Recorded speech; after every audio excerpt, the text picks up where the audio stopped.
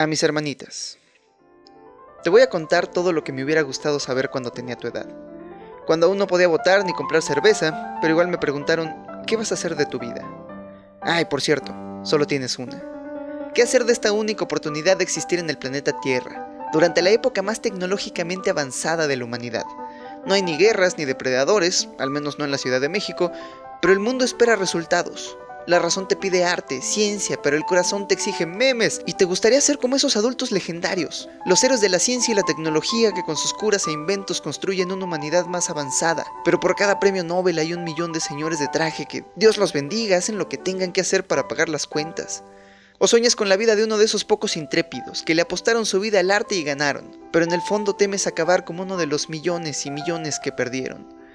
Eso sin contar que de este lado del mundo nuestro concurso de a ver quién es el mejor individuo se nos salió de control, mientras que del otro lado del mundo el business ser uno con el universo, cumplir con tu papel en la sociedad y deshacerte de todo deseo, pero si los deseos son mis favoritos. Y mientras, yo que no podía ni arreglar mi cuarto, pero ya porque vi un video quiero arreglar la economía global, yo tenía que decidir algo mucho menos mundano. ¿Para qué ocuparé los años que me quedan en la tierra? ¿Serán muchos o serán pocos? ¿Será una historia divertida o una vida de sacrificio? ¿Y lo haré por mí o por el mundo? Ah, sí, por cierto, no se vale repetir. Tú tranquilo, esta es la única oportunidad de vivir una vida satisfactoria. Ni te presiones.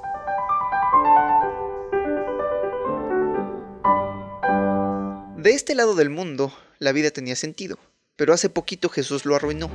Desde que el ser humano era una especie en peligro de extinción, ya tenía una conexión con lo sagrado.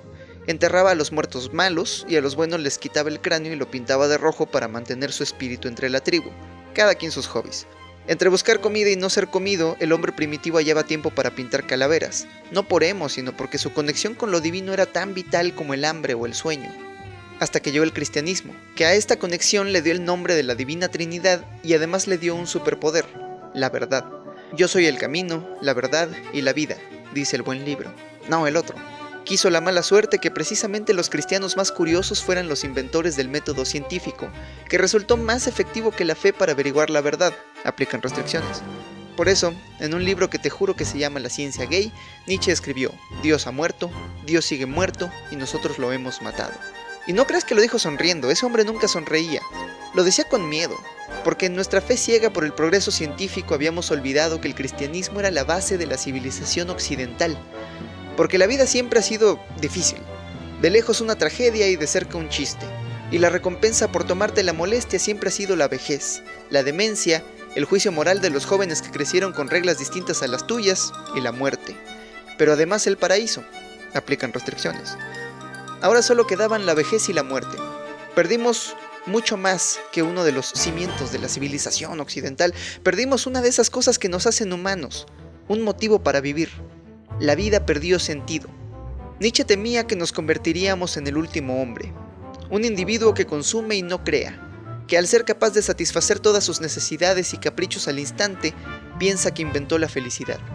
Y ya sé, se escucha padre, pero este señor dice que no, que pasársela bien sin molestar a nadie está mal, no es digno de la humanidad. Dice que mejor trascendamos nuestra condición humana, que busquemos de una vez qué otros pilares de nuestra humanidad eran mentira y los derribemos para reemplazarlos. ¿Pero con qué los vamos a reemplazar? Ah, pues mira, el superhombre reconcilia su lado oscuro con su lado amable. Él crea su propia moral. Él es superior a la gente que se la pasa bien, así que les llama rebaño. Y por eso, él solito puede construir su lugar en el universo, su propia deidad, el sentido de su vida. ¿Dónde me suscribo para ser este superhombre? Ah, pues no sé. Nietzsche tampoco sabía. El superhombre todavía no llega. La humanidad es la cuerda, no el puente, la cuerda entre el animal y el superhombre. En lo que este señor llega, nosotros solo podemos aspirar a ser como él, apartarnos de la manada, rechazar nuestra moral de esclavo y renunciar a todo lo que te hace humano con la esperanza de no volverte loco a los 44, como Nietzsche. Ah, pobre señor, un buen día frunció tanto el ceño que sintió la cara dura como piedra y dijo: nuestra labor es la del escultor, darnos forma a través de muchos elementos. Pero más o menos le atinó, porque la generación después de la suya no tenía motivos para vivir. Le escribía poemas al suicidio, inventaba países nuevos y en la ausencia de una causa digna por la cual dedicar su vida buscaba una aventura que lo rescatara del absoluto materialismo del mundo. Y la historia dijo: concedido. ¿Te imaginas que en lugar de Nietzsche hubiéramos tenido a Lao Tse?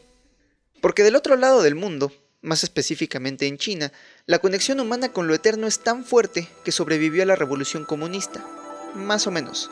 La diferencia con Occidente es que el sentido de la vida para ellos no está atado a la religión, sino a la filosofía. 3 filosofías, para ser exactos. Buda, por ejemplo, descubrió que la vida está llena de sufrimiento porque deseamos cosas que no alcanzamos y no necesitamos. Pero que no importa, porque más allá del samsara, más allá del ciclo eterno de reencarnaciones en el que estamos atrapados, la realidad tiene una naturaleza más pura, el nirvana.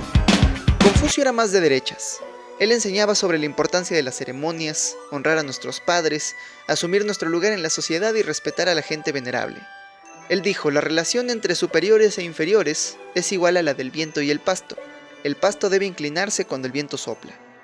La mayoría de la gente en China sigue sus enseñanzas, pero cuando se retiran, cuando sus hijos ya se cuidan solos y ellos ya tienen el tiempo para preguntarse de qué se trató todo esto, comienzan a investigar el Tao.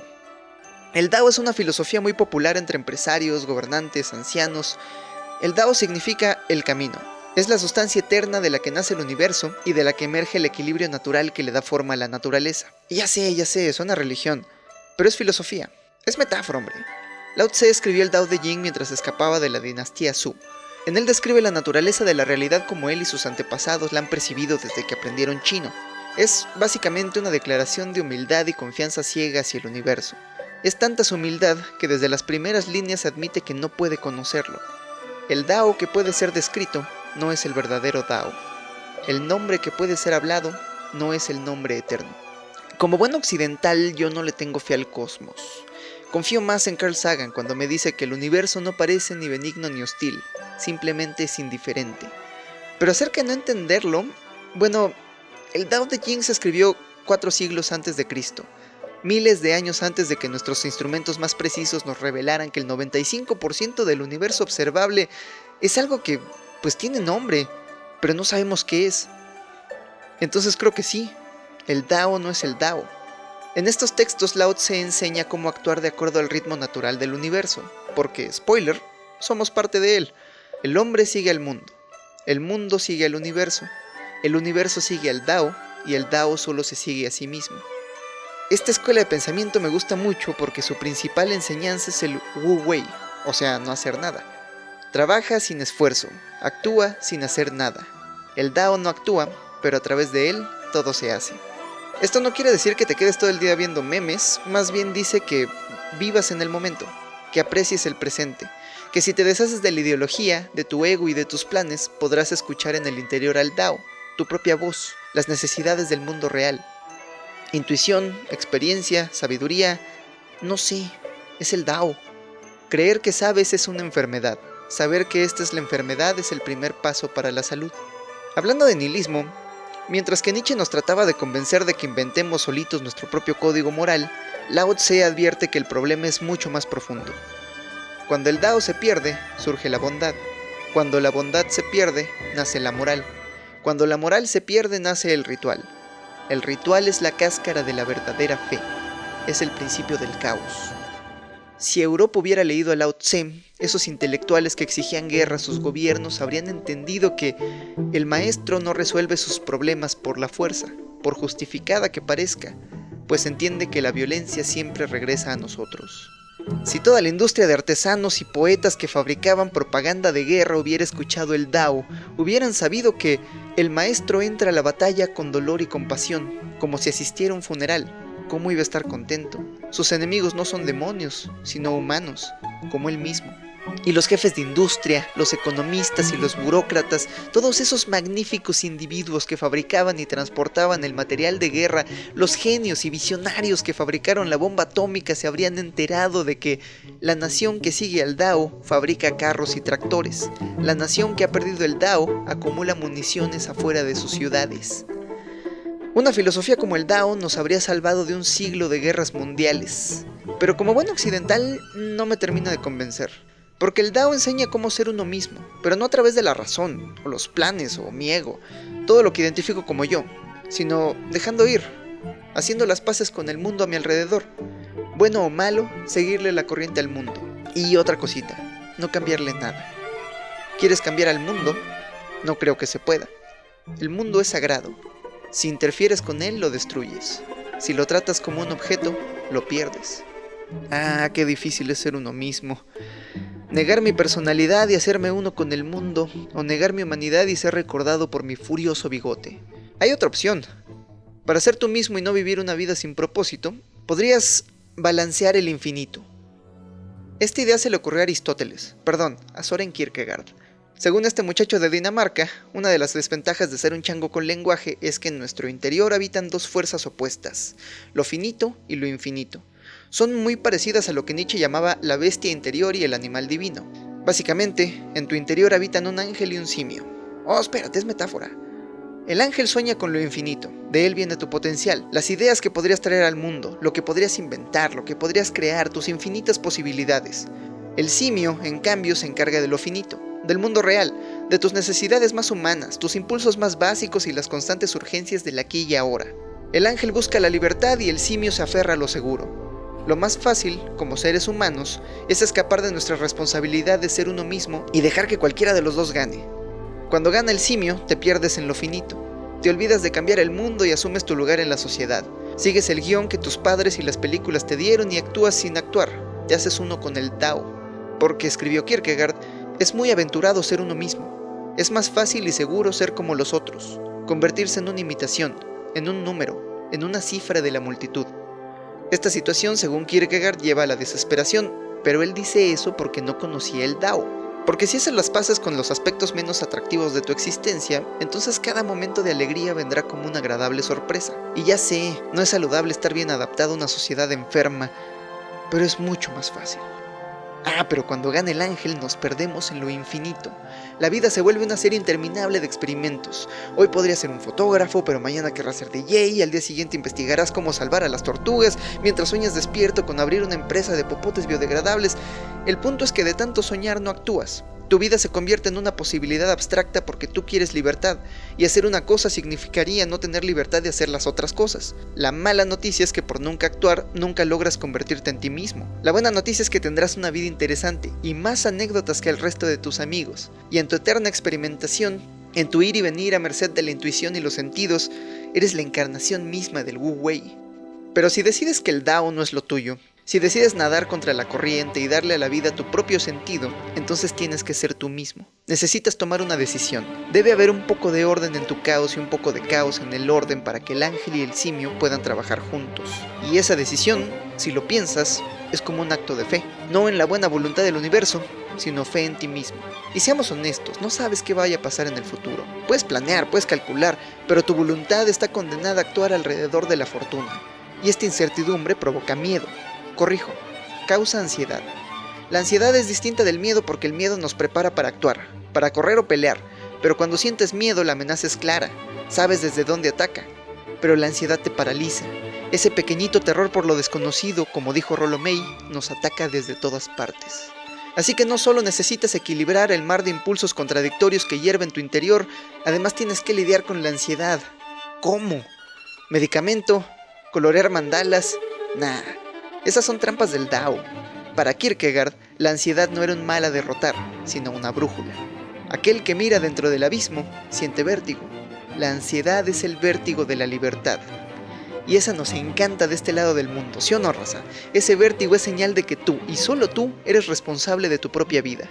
Pero ¿cómo evitar que nos paralice? Aquí Nietzsche tuvo un buen plan. Necesitas una idea organizadora. Algo así como una misión. Para ser tú mismo debes dedicarle tu vida a una causa más grande que tus miedos, que sea más importante que el cansancio y que te traiga más satisfacción que el placer. ¿Y esas dónde se consiguen? Mira, aquí es donde la mayoría de la gente te va a decir que sigas tu pasión, pero no creo que esas pasiones sean algo con lo que nacemos. Sí, hay gente que se dedica a lo que le apasiona, pero no sirve de nada decirles, oye, sigue tu pasión, ya lo están haciendo. En cambio, cuando no sabes qué hacer de tu vida, no tienes una idea organizadora y alguien te dice, sigue tu pasión, solo te hace sentir peor sobre tu falta de objetivos. Creo que el asunto está todo al revés. Mientras te dediques a algo que no te apasiona, harás otras cosas. Y una de esas cosas te va a salir bien, causará un impacto en la gente a tu alrededor y te dejará expresar un poquito de tu universo interno a través de tus obras. Entonces, para encontrar una idea unificadora, creo que tienes que dejar ganar al ángel. Por un rato nada más, experimenta, vive mucho. Si un trabajo no te gusta, mándalo a la renuncia. Pero cuando encuentres esa idea, Cuando el ángel te lleve hacia una de esas labores que cumplen con los 3 requisitos, a largo plazo no son negociables. Cuando encuentres esa idea, síguela. Practica todos los días. El único modo de ser bueno en algo es hacerlo mal muchas veces. ¿Cuántos videos llevo? Dijo Henry David Thoreau, el propósito no es ganarse la vida o conseguir un buen trabajo, sino hacer bien un determinado trabajo. Y para ello, me temo, necesitas disciplina. ¿No es curioso? En absoluta libertad vivirías a merced de tus impulsos más básicos, y más peligroso aún, a merced de las corporaciones que invierten millones en investigación y tecnología para monetizar esos impulsos básicos. Para ejecutar tus propios planes, vivir tu propia vida y convertirte en quien realmente eres, para ser realmente libre, tus límites deben ser autoimpuestos. Todos estos señores coincidían en que la vida es sufrimiento, pero Kierkegaard nos da a elegir, ansiedad o desesperación. La eternidad nos pregunta a todos solo una cosa, si hemos vivido en desesperación o no. Si has vivido en desesperación, no importa todo lo que hayas ganado, porque para ti, todo está perdido. Pero qué tal que fui uno con el Dao y en el camino me la pasé chido. A ver, al final esas son las opciones, ser o no ser tú, seguridad o libertad, vivir para el placer o para el sacrificio. Y todo depende de si crees que la vida tiene un sentido por sí misma o si decides echarle la mano y hacerle uno, tú solito. Y si al final decides que el universo es indiferente y la vida no tiene ni necesita sentido, ¿por qué no divertirnos tanto como podamos hasta que se apaguen las luces? Pero antes de que te vayas, las abejas. ¿Qué tienen que ver con la Navidad? Bueno, cuando una abeja visita un campo de flores, llena su panza de néctar y sus pelitos se cubren de polen. Te juro que esto tiene que ver. Esto está muy chido, te lo juro. Después de un largo día de trabajo, cuando regresa a la colmena, una abeja en la entrada revisa el néctar de su vientre expuesto, revisa el polen y le dice, pues sí, necesitamos de esto, pásale. Lo tratan como una superestrella. No sé si esto lo haga sentirse bien, pero hace que vuelva a esforzarse y regrese al campo de flores por más polen, por más néctar. Mientras tanto, hay otro tipo de abeja aventurera que no parece tener un propósito claro. Da vueltas por ahí, sin rumbo. Explora el territorio alrededor de la colmena y regresa sin nada, el muy holgazán. Pero cuando el campo de flores se agota, nuestra abeja trabajadora regresa a la colmena sin nada, y las otras abejas lo ignoran. Acostumbrada a la atención, esta abeja vuelve a su viejo campo de flores hasta que acepta que ya no hay más néctar, ya no hay más polen, y entonces deja de salir. No sé si se deprima, pero han tomado imágenes térmicas de estas abejas y su temperatura corporal disminuye. Se quedan quietas durante días. Pero a veces, cuando una de las abejas aventureras descubre entre sus paseos un campo de flores, regresa a la colmena y baila. Con la cola apunta hacia donde están las flores y con la intensidad de su baile indica cuánta comida hay ahí. Y cuando las abejas desempleadas observan cómo bailan las abejas aventureras, no sé si les pique la curiosidad, pero a veces deciden acompañarla en su viaje. Y si al final del viaje descubren juntas que efectivamente para allá había flores, ambas abejas regresan y bailan. Y al final, la abeja que hace bailar a más abejas es la que le indica al resto de la colmena para dónde están las flores. Y el ciclo se repite. Las abejas existen desde hace 100 millones de años. El primer primate aparece en el registro fósil hace 55 millones de años. Ni siquiera era un homínido, este era un chango. Comía y vivía en plantas polinizadas por las abejas mientras intentaba no ser comido por pájaros, mamíferos y reptiles. Ahora, no sé si este primer chango tenía un lenguaje, pero sí sé que este primate tiene 3 gritos distintivos. Uno para cuando ve serpientes, uno para cuando ve águilas y uno para cuando ve felinos. Millones de años de evolución le dieron 3 palabras. A nosotros nos dio una corteza frontal, donde procesamos el pensamiento abstracto e inventamos el lenguaje, que nos permite hablar en metáfora, contar historias y también mentiras. Así aprendimos que el depredador más peligroso es otro ser humano, la serpiente metafórica que habita en su interior. Así identificamos que todos los fuegos el fuego, todas las serpientes son la misma y empezamos a contar historias. De los villanos que se dejaron seducir por la serpiente y de los héroes que la mataron. Todos nuestros mitos y supersticiones son remakes de una historia más antigua que el lenguaje, un cuento más viejo que la humanidad y que tomó 60 millones de años en contarse. No tenemos pruebas físicas, porque las metáforas no existen en el mundo físico, son lenguaje, nacieron con nosotros. La única evidencia que nos queda está aquí adentro, entre el ángel y el simio que nos habitan, entre la ansiedad y la desesperación, en la experiencia humana. ¿Qué le vas a hacer? Así es la vida. Lo sabré yo que estoy en mis 20s. Hablando de que así es la vida, a todos mis Patreons les debo una disculpa, porque gracias a ustedes puedo hacer estos videos y ya sé, les dije que este sería un poema con sus nombres en él, pero el puro poema sin contexto sonaba como vil metafísica hippie y ustedes no quieren eso, ¿verdad? El poema sí será un video y será solo para ustedes, lo prometo. Espérenlo en una semana más o menos. Y si tú aún no eres un Patreon pero quieres contribuir, ahí te dejé unos links en la descripción. Y ahora me iré a vivir mi vida.